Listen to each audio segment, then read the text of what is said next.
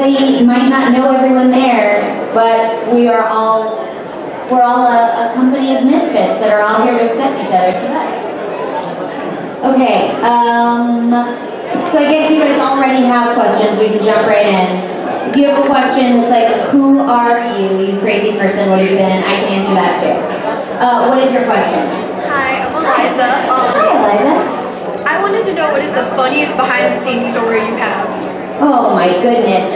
I'll have to think of recent memory. There are so many funny stories that happen on a regular basis. I should preface this by saying we usually record separately, so we don't get to see other actors, unlike when we're on camera, when we are in scenes with other people. For voiceover, we are by ourselves, trapped in a padded room, and we have a director on another side of a glass window, so we feel like an animal at the zoo. And so when we find another actor in the waiting room working on another project, it's like kids at school, and we usually do all sorts of crazy things. What was one of the weird things as of late that happened? When there was an engineer who does all the magic to make our lines fit, he had a giant mannequin that he named Manny, and Manny was dressed like Hannibal Lecter and very creepy, looked like a zombie, and they put Manny in one of the booths late at night so that whoever walked into the booth early in the morning, they were hoping would see this creepy looking man and be terrified and scream, and everybody would think it was really funny. They looked at the schedule to see who they thought would be the easiest person to terrify, and I unanimously won. And so I walked into the booth. I did not see Manny. I walked in backwards. I don't know why. So turned on the light. The engineer wasn't there. Engineer walked in. He jumped a little bit because he had forgotten that Manny was going to be there. The director showed up late. He jumped again. I thought they were just cold or being weird. So when I finally opened the booth door to walk inside, I still walked in backwards. And then the director said, "Oh, baby, Cherami, look out behind you." And I looked behind me and I saw this terrifying, statuesque individual. And I didn't know what to do. And so I was very concerned that my gut response was to hug it. And I proceeded to hug it. So I learned something about myself that day, that I would die in the zombie apocalypse because I would run to hug the zombies. Furthermore, all of the directors and engineers were expecting a really good reaction, so they kept checking throughout the day, saying like, "What did Cherami do?" And they're like, "She hugged it." And they responded with a, "Thanks a lot, Cherami," and they would just leave, like it was my fault that they were trying to emotionally scar me. But that kind of stuff happens all the time, little things like that, running into each other, having a lot of inside jokes. We like to leave jokes for each other, messages for each other, little post-it notes if we know somebody's coming in. But yes, we take our job very seriously, mannequins and all.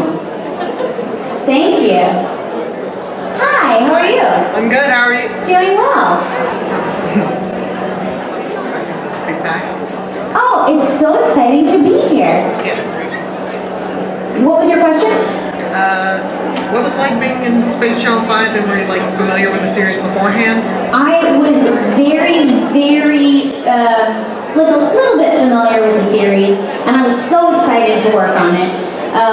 The way that I actually got cast in it, I was actually, I think, working on a Nintendo project at the studio, and they said, "Hey, would you like to audition for this Space Channel game?" And they couldn't tell me too much about it. And I was like, "This seems really fun." So I did a quick demo of it, and then we came back and recorded a little bit more. And they are so lovely, and they gave me this fun little welcome to the Space Channel package, and I got a t-shirt and all this fun stuff, and so I'm so excited for everybody to see it. It was so much fun to work on. We got to sing and do all sorts of crazy things. It should be a really fun game. Thank you. Thank you.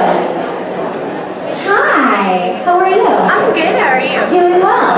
Alright, my name's Destiny, and I was wondering what steps you had to take to get your voice acting career started? What subject I had to take? Well, what steps? Oh, okay, perfect. So what's interesting about the world of being an actor in general is everybody's path is a little bit different. I talked to another actor yesterday, and he went the traditional, he did theater in school, and then he went and got a theater degree from, I believe he said New York University. So you can totally do the traditional collegiate route. I started acting when I was 5, and what made me want to become an actor was my goal was to be on Barney, and so Barney was my inspiration for everything. So I took a bunch of acting classes, I took theater classes, I took film classes, I took commercial classes. I actually got into voiceover because I had a very high-pitched voice, but I could read very well. And so I started playing every 3-year-old that was needed in radio commercials. And I learned on the fly, working with a microphone and what it was like being in a booth and taking direction that way. And worked at Radio Disney. And while I was doing that, I was still taking classes, and everything that I did actually through life was something that my mother would tell me, you will maybe need this for a role. For example, I was a very shy kid. I was bullied in school. I hated the idea of going to a birthday party. I hated the idea of going to a game or a school dance. And my mom would bribe me by saying, you have to go to this birthday party. What if you get cast and you have to go to a birthday party in a film? And I was like, you're right. So I did everything for research and experience in case I needed it as an actor. So I would take like fencing classes in case I auditioned for a Pirates of the Caribbean type movie. Didn't happen, I'm still waiting for that. I took horseback riding lessons in case that came to pass. So I would say the best thing to do if you want to be an actor, voice acting or otherwise, is become a student of life. Take as many classes as you can. Like, if you have the idea that you might want to knit. You might need that experience later. And then when you're auditioning for a role or you get cast in a play and they say, we need a little bit of business, can you do something on stage? You're like, I know how to knit. And it just helps make you a more worldly actor so that you can do things other than just acting. That being said, it is super important to take as much acting classes as you can, and if that means doing community theater, if that means going to college, doing high school theater, or just printing out scripts online or writing scripts that you see on TV shows and acting it out with your friends. Read, act, practice, write plays, do improv, just keep getting in front of people and creating characters. Thank you. You bet. Hello. Hi there. Hello. Nice to meet you. My name is Brennan. Hello to you. I'm actually a big fan of Fairy Tale. That you are the actor of Lucy Heartfilia. Yeah, I'm so glad you enjoy it. I love it. I love Fairy Tale, and it's so amazing. You were the best character of Lucy Heartfilia with the friends of Natsu, Ursa, Gray, Gashiel, Wendy, Carla, and Happy. Fantastic. I had a question to ask. Sure. Are they doing a season about the 100-year adventure quest from Fairy Tale? I hope so. I am the last one to know anything, and everyone thinks I'm joking about that, but I find out what I'm going to be working on or what I'm allowed to talk about from you guys at conventions or on Twitter. And you think I'm kidding, but until you guys send me a message on Twitter or Instagram and say, hey, I'm so excited to see you in this game, I have no idea that I'm allowed to talk about it. Oh, I see. Yeah, so you will probably find out before I will. I hope so. I think after we finish the first part of the show, the first 300 or so episodes, the creator wanted to take a break. But I hope he decides to come back and do more because I already miss Lucy and I'm in denial that the show is really over. Because we've got more content, we've got more story to tell, so I hope so. Yeah, thank you very much. Thank you. meet you. I'm Marley. Yes, I remember you from earlier. Good to see you. Do you voice Elia and Ruby? I do voice Ilya and Ruby. Do you think she's returning in Volume 8 or Volume 11? I hope so. I know when I did my last session and I had to say goodbye, I said, so I'm going to miss you guys. And they're like, well, never say never. We might see you again. So who knows if that's in the next volume or volumes later on down the road, or maybe I'll get to come back and play a different character. But I love Ilya. I think the Rooster Teeth team did such a great job creating her, and she's so beautiful. And they just create such a beautiful anime. I was happy to be a part of it. And I love her. I hope she gets to come back. I miss her. Thank you. Hi. Hi. How are you? I'm good. How are you? I'm doing well. I was wondering what made you want to become an actor? Well, the desire to work with a purple dinosaur was the initial goal. But I think what I really love is I was so incredibly shy as a kid. My mom actually pushed me out onto the stage to do a dance competition so that I would get over my fear of being in front of people. And I told her I will never do that again. Well, here I am. So I think what I loved most about being an actor is, even though I was so terrified to talk to other people and I was afraid to say the wrong thing, when I'm playing a character, I don't have to be afraid because they're the ones that are saying these things. It's not my words, it's not me, and if somebody laughs, it's because it was a joke or it was something funny that the character did and they're not laughing at me. And then I realize after I get off stage or I get off set and I'm driving home, wow, I'm the one who did all of those things. It wasn't the character was just the clothing that I stepped into to make me comfortable enough to take those risks, but I was the one who did them. So maybe I should be a little bit more brave in my real life. And as I get to work on these characters and get cast in these characters, I get to play other types of people than what I am, and it gives me a broader life experience, and I can step into somebody else's shoes and see what life is like and find out aspects of myself that I can work on and grow through. I actually worked on a character, the first anime I worked on, Peach Girl. I had to play a bully, and being somebody that was bullied, it felt really weird to be the mean girl. And then I realized I was feeling bad for my character, and why would I feel bad for the mean girl? And it caused me to see the situation from a different perspective, and I actually talked to the girl who bullied me in high school and middle school, and she told me that she was jealous of me in school because my mom was always at school with me and was involved, and her mom was working all the time, and she didn't think it was fair, so that's why she picked on me.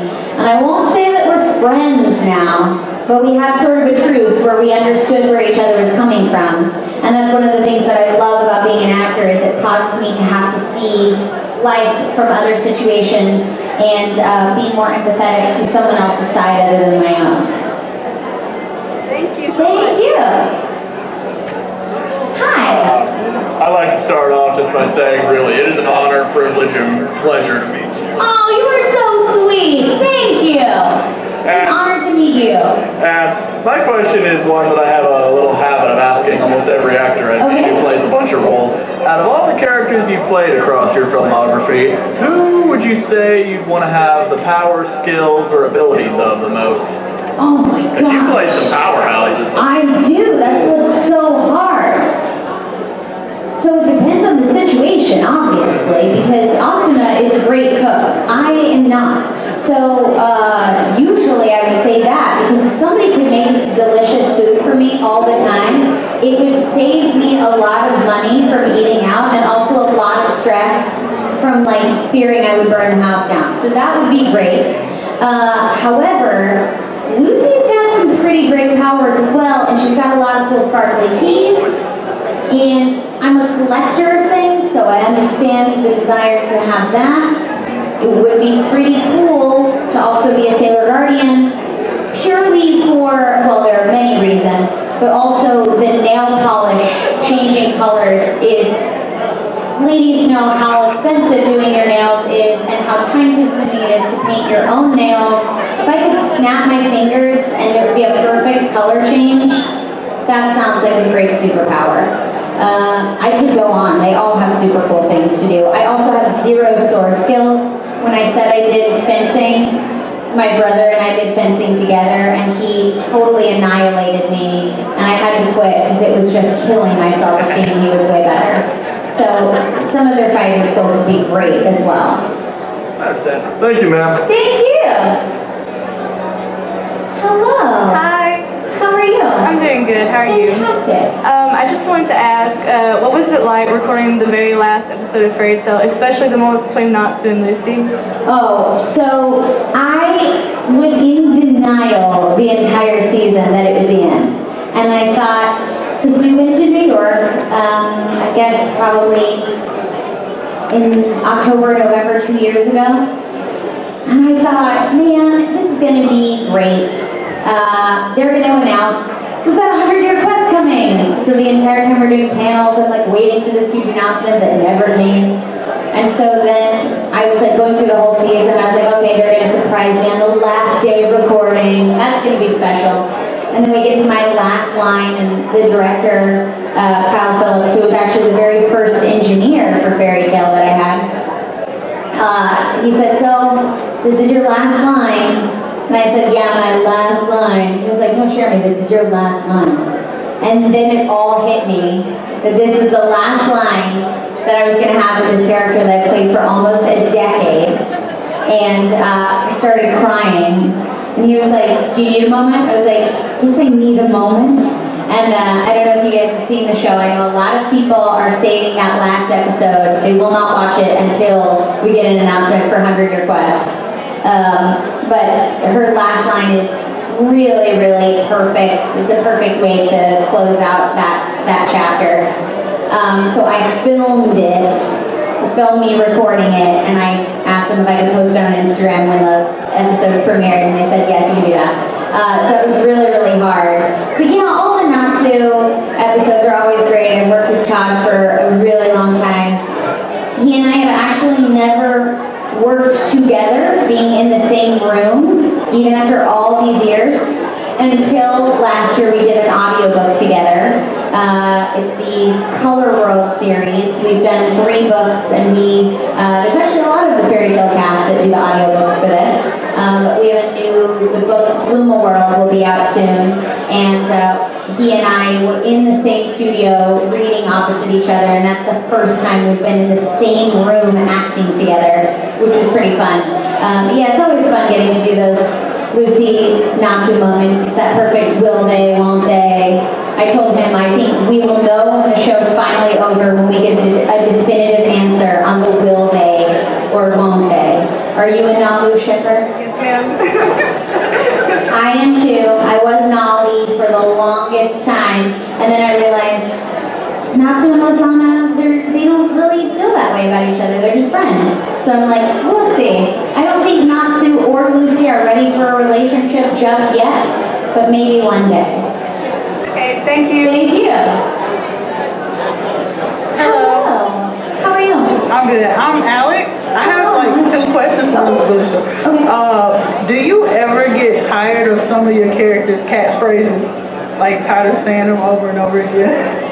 I don't know if I ever get tired of them. No, probably not. I know for Sailor Moon, sometimes they would save them because they wanted them to sound exactly the same, and they knew there was no way we could get them exactly perfect.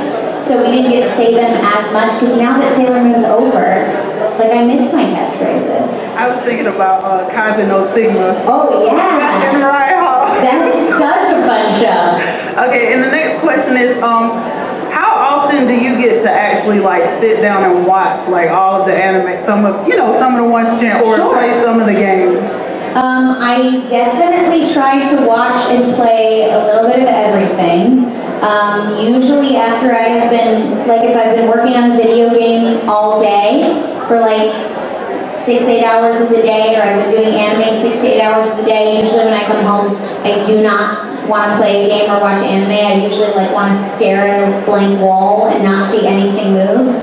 But if there's an episode that I really remember working on that I think was really funny, I will usually tell my mom or my husband, like, hey, I want you to see this.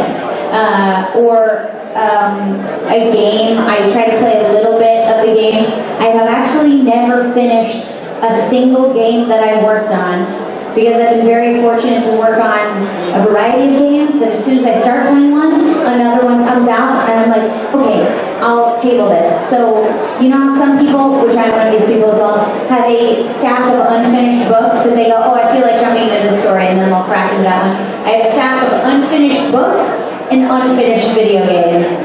So I play all of them, and I watch all of them, just not in their entirety. All right, thank you. Thank you. And I'm a Makoto and Joker fan. Yay! So you're ready for P5R. So excited. Hello. Hello. Okay, so I know you've already had some voice acting questions. Sure. But do you have any advice for people who want to get into that? Yeah, I would say jump into acting as quick as possible. And make sure that it's something you love to do. You guys are very close to Atlanta, so there are opportunities for you guys to be involved in the industry. I will say it is a lot of hard work, especially when you have so many auditions and you have to make yourself available for them. But auditions don't pay money, and you have to pay for rent and bills and a bunch of other things. So it means having other jobs and side hustles to be able to make yourself available for auditions.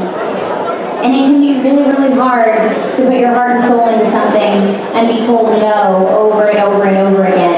But I would say for every 200 auditions that an actor auditions for, if you get cast in one of those, you're doing great. So that's the hard thing about this industry, is you can audition so many times and not get cast in anything, and that's nothing personal. It doesn't mean you're a bad actor.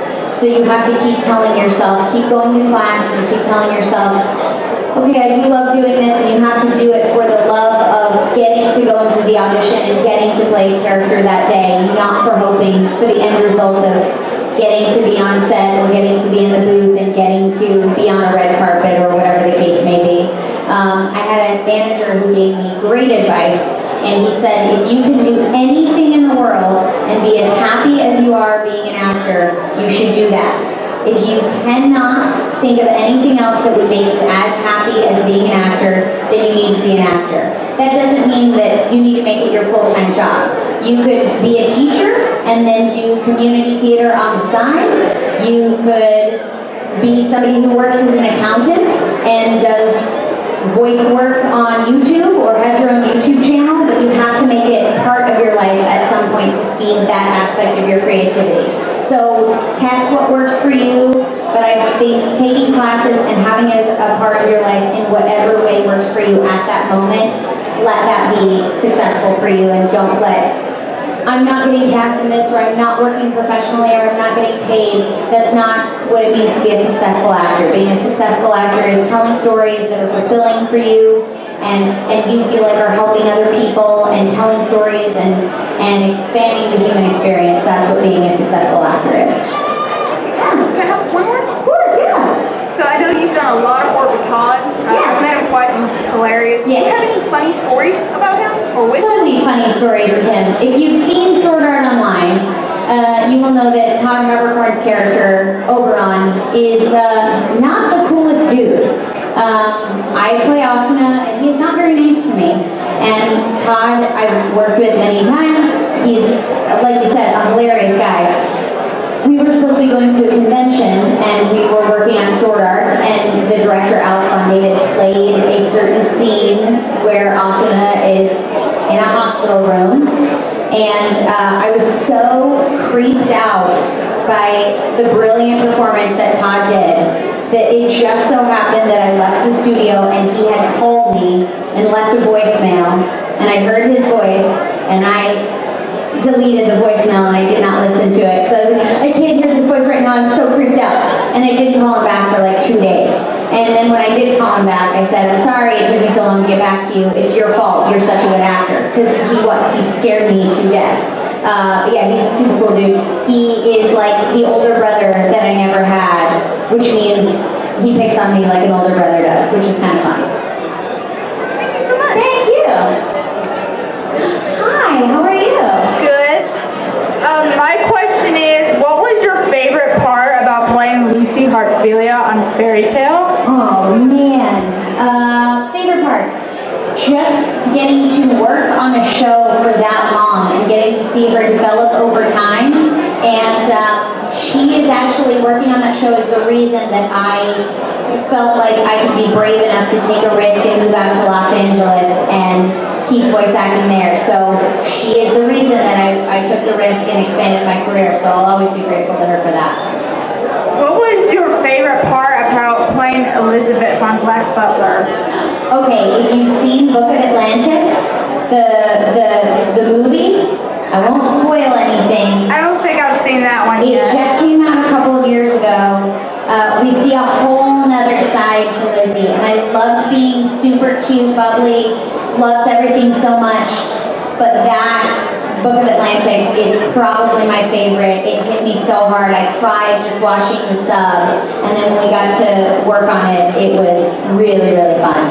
I've not seen it, but is that the one where Lizzie goes all really bad on everybody? Yeah. And all cool? All cool. We see a whole new Lizzie, which is pretty great. Who has been your favorite character to voice so far? So hard to pick a favorite because I feel like they've all given me challenges to learn from and I've grown from them. So usually the joke is in my family and my friends that my favorite character is the last one that I voiced. Actually the last one that I voiced 2 days ago, I voiced Gage on stage at PAX to announce that she's coming back for the DLC. So Gage is my favorite until Monday, tomorrow, when I go back to record more Boruto. Okay, that was my last question. Yeah, Thank you. Thank you. How you doing? Hi.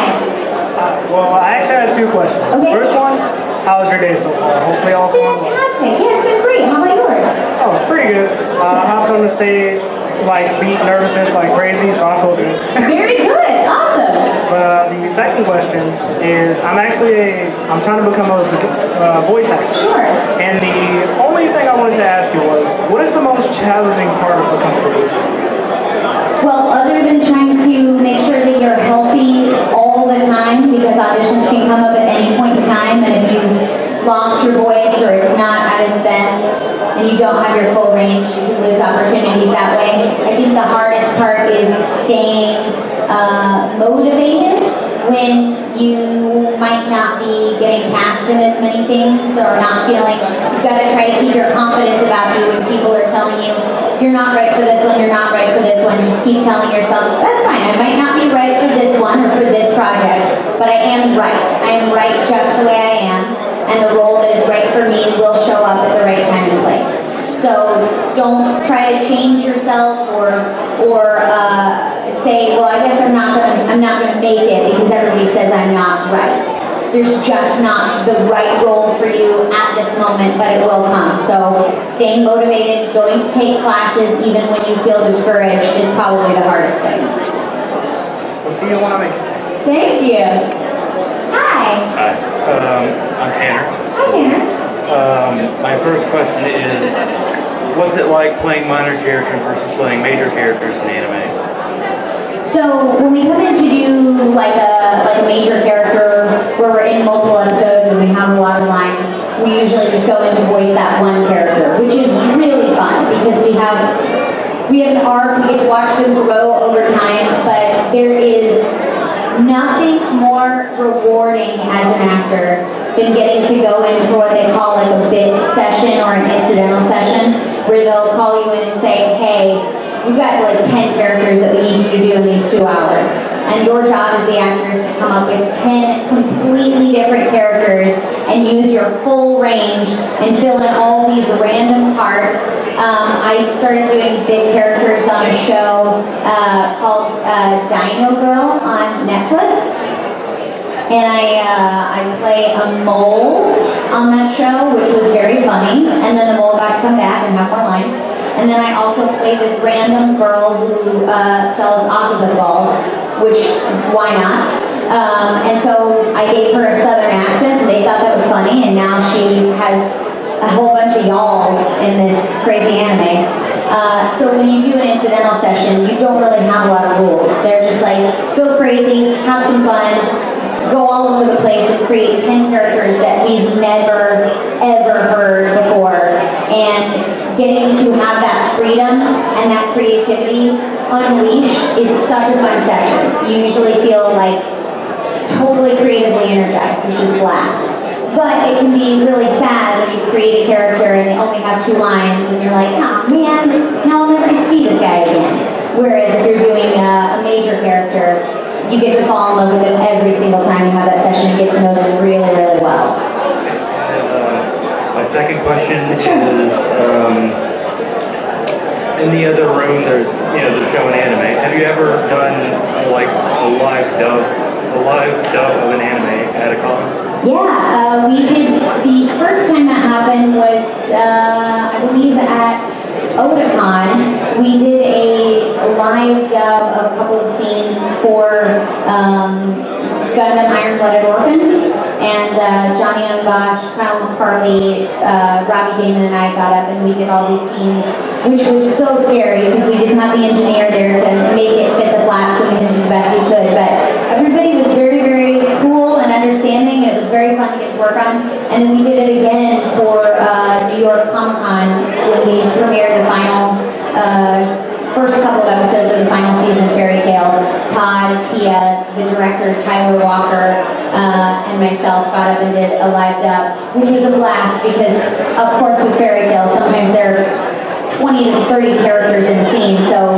we're all up there doing Lucy and our main characters, and then also doing like crazy old soldier 2 and dying, doing all this funny stuff, so it was a lot of fun. Thank you.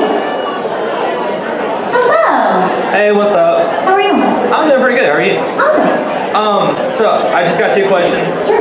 First one being, when did you find interest in Naruto? With Naruto? I have always been intrigued by Naruto, but terrified of Naruto, because it is such a massive universe that I felt like, and the fan base is so loyal and enthusiastic about it, that I was like, man, if I jump into Naruto without seeing all of Naruto, and somebody asks me about it, they're going to be like, you're not a true fan. And so I'm Too many fillers. there's so many episodes. And so when I got cast in Boruto, I was like, yes, this is my moment. Wait, now where do I begin? What do I do? And so I talked to the producers at Viz Media, and when they announced Amanda, Robbie, and myself, they brought us out to the Viz headquarters in San Francisco, and they said, what do you guys want? And I was like, give me whatever I need to jump into Naruto. I've always wanted to jump in, but I never knew where to start. And they gave me the light novels of my parents' stories. And they're just really quick light novels, Sasuke's story and Sakura's story. And so I read those, and then I jumped into the episodes. And I have not seen every episode, but it's been really fun watching it and seeing my parents growing up while we're recording us growing up and seeing what's different about us and what's the same, which has been fun. I feel that. And my second question is like somebody like me that is like growing up watching Naruto at the very beginning, to watch Sasuke go down the dark road that he's been, to be the last of one of the very last of the Uchiha. Yeah. Now my question is like, how did it feel, and how did you react, and how do you react to play such a strong character like a Uchiha? Yeah. I think it's the second volume of the DVDs when it came out, and you get to see Sarada kind of trying to reconcile with her family and having such a distant relationship with her dad, and wanting to know more about her dad, and feeling like, well, maybe she is not as close to a member of her family. Where does she fit? Finding her own path. I love those episodes, and I love getting to see, we're used to seeing Sasuke being really strong and decisive, and then you get to see kind of his insecurity and the humor of him being a dad. Like, this is a totally, and it doesn't negate his strength at all. It's just seeing another side of Sasuke. So yeah, it's been very interesting to navigate her path of being a young kid with two parents that have such strong legacies and finding a path of her own legacy as she's going on that is different from her parents, but not separate from, and she doesn't want to deny her parents' legacy, but she's also got to set her own path. Now, I just gotta, this is gonna be a short question. Sure. I gotta know though. Alright, so when we watch Boruto, we see Sarada look at a picture and see, I forget the ninja's name, but it's the one who has the healing factor when she's bitten.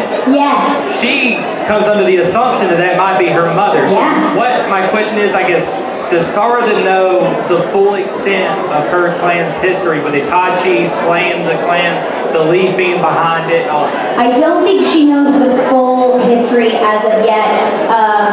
She will find out in the course of those episodes more than she knew, but I don't think she knows at this point, at least where I'm recording, all of the history. I think we're going to continue to see that unravel over time, or at least I hope we will, because what she discovers in the arc that you're talking about is some of my favorite things that they've done for her in the series.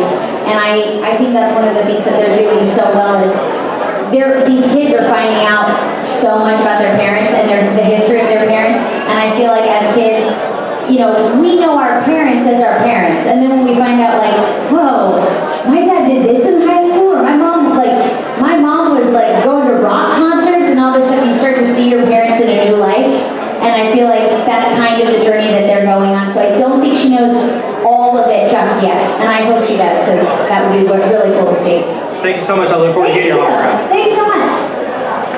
Hi. Hi. I just wanted to ask you one simple question. Sure. But I'm dressed as Joker right now. Yeah. But I haven't played Persona 5 yet. I really want to, though. This is a question from my friend Connor, who's sitting over there. Okay, hi Connor. Over there. Very cool. He wanted me to ask you, how did you like voicing Makoto from Persona 5? I love voicing Makoto. I have been a fan of the Persona series. I didn't know everything about the Persona series. When I got cast and they brought me in to work on the show, I didn't know who I would be playing. They described the characters for me, and I thought I would be doing just a bunch of bit roles. And then they told me about Makoto, and I silently said, man, I really want to play that character. Because I was the nerd in school that wanted to be perfect and loved school, loved studying, and wanted to make sure that everybody was fair to everyone, so I completely related to Makoto's story. But I also loved getting to go down her journey of finding out that the world is not black and white, and maybe there are unique circumstances that we'll have to find out, and not everything is as it seems. So navigating that was really fun, and I also was encouraged to get a braided headband out of it, which I love so much. So I'm, I guess, becoming more like Makoto every day. All right, thank you. Thank you. You look fantastic. Yeah, thanks. I made it myself. I love it. It looks great. Yeah. Wait, so you did Sailor Venus, right? Yes. Dude, that was my next cosplay. No way. Yeah. That's awesome. Ow. Do the mic Jackson? That happens. Yeah. It happens all the time. Very cool. Yeah. What's your name again? Cherami. Cherami like Jeremy. Nice. Hey, it was nice meeting you, man. Nice to meet you. I love your cosplay. Alright, thanks, dude. Hello. Hi. How are you? I'm doing great now. Fantastic. Okay, so my question was simple. When did you realize that you were famous? Oh, I don't think I am at all. Girl. I guess I don't think of that because this is a job that I've been doing since I was a kid, and my parents don't treat me any different. My brother certainly doesn't treat me any different. My brother is annoyed every time I show up in a video game because he likes to escape reality by playing video games. Why would he want to hear his sister in that? When I go home, my family will still say, please stop talking, you're talking way too much. And so then for my job, people tell me to talk all the time. So I guess it's all relative, but it is really, really exciting and really surreal to get to go to events and people want to talk to me, and to get to walk into a store like Hot Topic and see a t-shirt for a show that I've worked on, or like walk into Target and see a Sailor Venus plushie. That's so weird and so cool, but I don't really think of it as me. I think about the characters. So I've been really lucky to play some famous characters, but I don't think of myself as famous, so that makes any sense. Makes perfect sense. But thank you so much. Hi. Hi. I enjoy a lot of the things that you've been in. Thank you. I always like to make it a tradition to, whenever there's a Q&A thing, ask, how is your day going? It's going great. This is my first time in Alabama, so I'm very excited to be here. I had some fried green tomatoes today. I stayed in like a beautiful bed and breakfast. It was super magical. So it's been a fantastic day. How about you? I'm doing good, thanks. Very cool. Fun. Thank you. You too. Hey. Hi. How are you? Good. My name's Heather. I have two questions for you. One, I'm a huge SAO fan. Also, that's my favorite female anime character. Thank you so much. What's your favorite episode you've worked on? Ooh. I know there's a lot of them. So I can pick two right off the top of my head for different reasons. The cabin episode with her and Kirito in the first arc was one of my favorites because I started in film, and so that was the first time I'd really done an animated scene that I felt like cinema, and that's because our director has a background in film, so he wanted Bryce and I to have a really honest, raw performance to make that match, which was really cool. And then my other favorite episode is the Mother Cesario scene with her and Yuki, which was really, really special to me because when we were working on that, my great aunt had just passed away, and I was kind of guarded emotionally, and the director noticed that I wasn't able to fully be in the scene, and so he said, just deliver these lines to your great aunt. Oh my God. And so that was a really special scene and episode for me. Those are the two off the top of my head, but there are so many. The movie was so fun. They've all been fun. And my second one is, what's your favorite Austin and Kirito moment? Ooh, okay. I don't want to spoil anything, but in the movie, at the very end, yes. Okay. So there's a piece of jewelry that Asuna gets, which made me cry. It was so sweet. So I love that. Oh, thank you. Thank you. Hello, I'm Kevin. Hi, you look fantastic. Thank you. I take it you've seen Cells at Work? Yes, I just got started on the English dub version because I watched it sub. Sweet. And I really like your voice and the other voices so far. Thank you so much. And I've watched a lot of the shows you've been in, SEO, Fairy Tail, and Persona. And Fairy Tail I've been with the longest. I wanted to ask, Lucy gets to make bonds with all of these celestial spirits. Yeah. And if you got to take the time to become friends with one of them, who would you pick? That's so hard. I can narrow it down to three. These are my three go-to faves. Aquarius, Leo / Loki, and Virgo. Those are my three faves. To narrow it down to one from there is terrifying. They could all three take me down. Thank you. Thank you. Hello. Hello. How are you? I'm doing fine. Awesome. I actually rewatched Civilization yesterday. Oh, cool.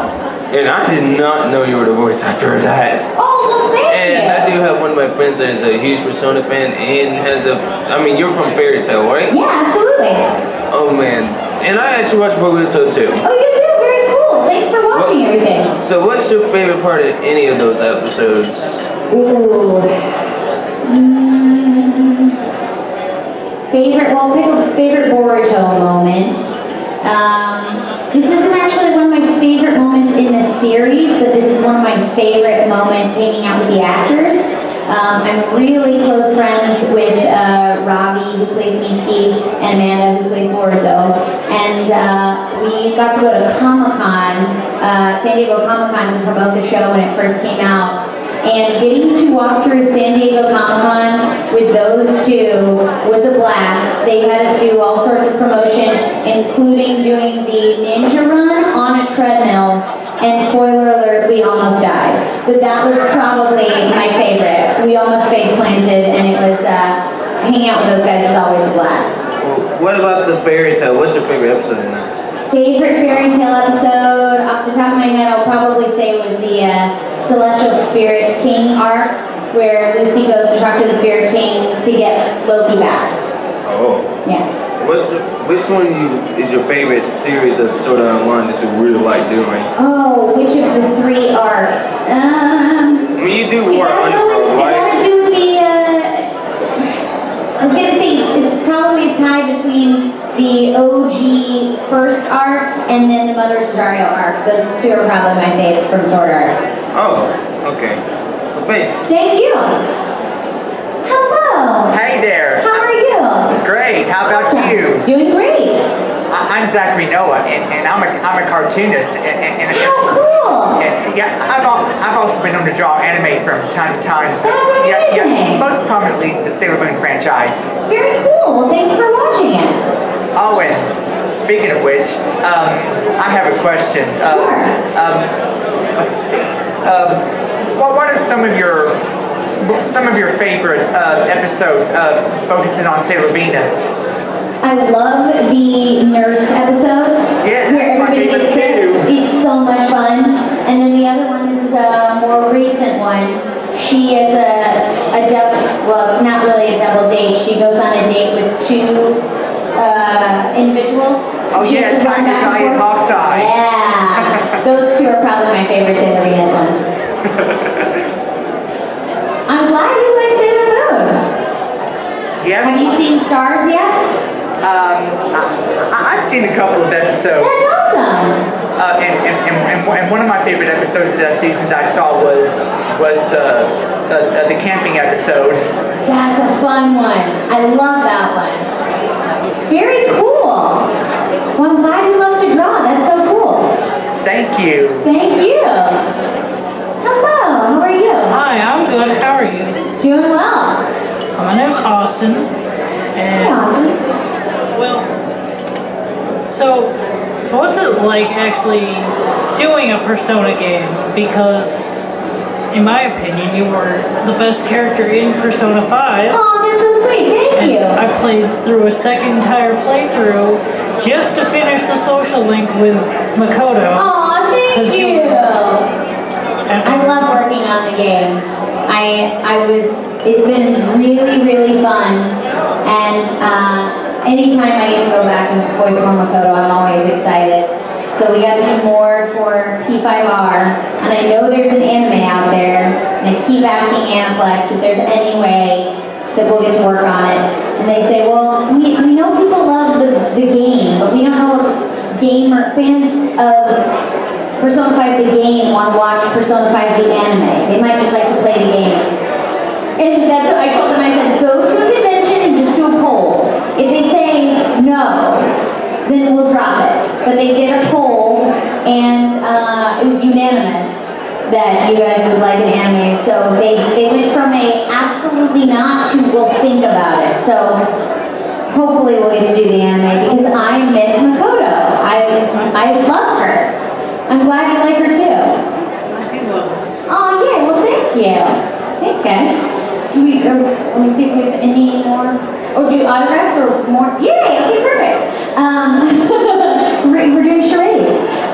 Thank you guys so much. I will be signing up for autographs. So if you have anything you want me to sign, I'm happy to sign it. If you have any questions you want to ask me there, you can ask me that too.